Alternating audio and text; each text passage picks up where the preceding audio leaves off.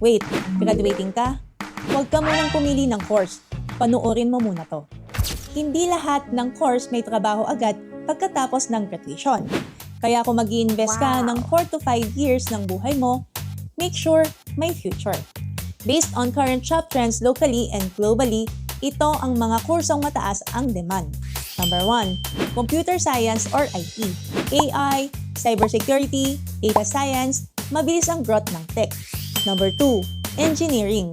Civil, Electrical, Mechanical, Infrastructure and Energy will always be needed. Number 3, Healthcare courses. Nursing, MedTech, RadTech, mataas demand local and abroad. Number 4, Accountancy and Finance. Laging kailangan ng experts sa pera. Number 5, Business Analytics or Data Analytics.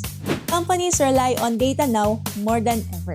Number 6, Digital Marketing or E-commerce. Online business is not slowing down. Number 7, Psychology. Growing awareness on mental health. Number 8, Education, especially STEM. Quality teachers are always needed. Number 9, Supply chain or logistics. Global trade is equals to high demand. And number 10, environmental science. Climate issues is equals to future-proof field.